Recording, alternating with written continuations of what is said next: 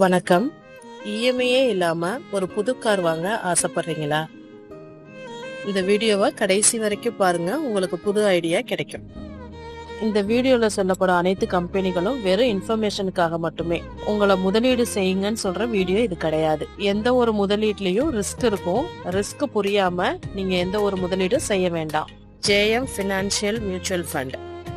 இந்த ஃபண்டோட பெஞ்ச் மார்க்கை பார்க்குறப்ப 5 இயர்ஸ்க்கு 23.28% இருக்கு. இந்த ஃபண்டோட ரிஸ்க் ரேஷியோ பார்க்குறப்ப standard deviation, beta, Sharpe ratio இது எல்லாமே நல்லா இருக்கு.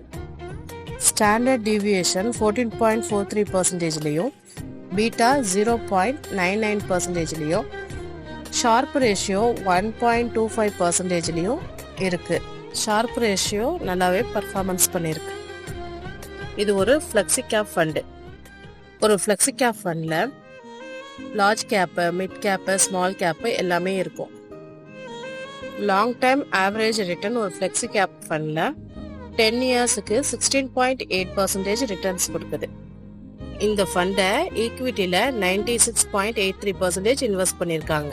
அதர்ஸில் 31.17% இன்வெஸ்ட் பண்ணியிருக்காங்க.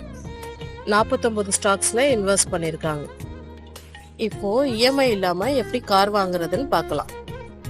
ஒரு நல்ல கம்பெனில கார் வாங்குறதுக்கு குறைஞ்சது ஒரு 15 லட்சம் தேவைப்படும். அந்த 15 லட்சத்துல இனிஷியலா நம்ம 5 லட்சம் ரூபாய் பே பண்ணுவோம். மீதி 10 லட்சத்தை லோன் போடுறதா எடுத்துக்கலாம். ஒரு பேங்க்ல கார் லோனுக்கு ரேட் ஆஃப் இன்ட்ரெஸ்ட் 10%. 10 லட்சம் ரூபாய்க்கு 7 வருஷத்துக்கு மாசம் 16,600 ரூபாய் இஎம்ஐ நம்ம கொடுப்போம். அதே இந்த 16,600 ரூபாய மாசம் எஸ்ஐபி வழியா இந்த ஃபண்ட்ல இன்வெஸ்ட் பண்றப்ப 7 வருஷத்துக்கு 13,94,400 ரூபாய் இன்வெஸ்ட் பண்ணிருப்போம். இந்த ஃபண்டு ரிட்டர்ன்ஸ் கொடுத்தது 16,52,157 ரூபாய். டோட்டலா 30,46,500 ரூபாய் நம்ம கையில கிடைச்சிருக்கும். இந்த ஃபண்டு 1 இயருக்கு 63.26%, 2 இயருக்கு 30.98%, 3 இயருக்கு 27.61%, 5 இயருக்கு 23.28%, 10 இயர்ஸுக்கு 20.42% பெர் ஆனுவல் ரிட்டர்ன்ஸ் கொடுத்துருக்கு. 10 லட்சம் ரூபாய் நம்ம லோன் போட்டிருப்போம். அதுக்கு இஎம்ஐயா 16,500 ரூபாய் நம்ம மந்த்லி பே பண்ணிட்டு வந்திருப்போம். அதை எஸ்ஐபி வழியா இந்த ஃபண்டில் இன்வெஸ்ட் பண்ணியிருந்தோம்னா நம்ம இன்வெஸ்ட் பண்ணது, இந்த ஃபண்டு ரிட்டர்ன்ஸ் கொடுத்தது எல்லாம் ஓவராலாக சேர்த்து நம்ம பார்க்குறப்ப 30,46,500 ரூபாய் கிடைச்சிருக்கும். நம்ம இனிஷியலாக கொடுத்த 5 லட்சத்தை இதே ஃபண்டில் லம்சமா இன்வெஸ்ட் பண்ணியிருந்தோம்னா அந்த 5 லட்சம் ரூபாய்க்கு ரிட்டர்ன்ஸ் மட்டுமே 12,91,000 ரூபாய் ரிட்டர்ன்ஸ் கிடைச்சிருக்கும். ஓவராலா 17,91,500 ரூபாய் நம்ம கையில கிடைச்சிருக்கும். இந்த ஃபண்டுல எஸ்ஐபி வழியாவும் லம்சமாவும் நம்ம இன்வெஸ்ட் பண்ணது ஓவராலா 7 வருஷத்துல 48 லட்சம் ரூபாய் நம்ம கையில இருக்கும்.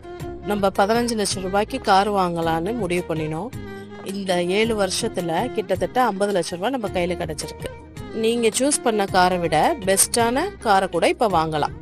இந்த ஃபண்டோட என்ஐவி 95 ருபீஸ்ல ட்ரேட் ஆயிட்டு இருக்கு. ஃபண்ட் சைஸ் 1656 கோடி. Expense ratio 0.24%.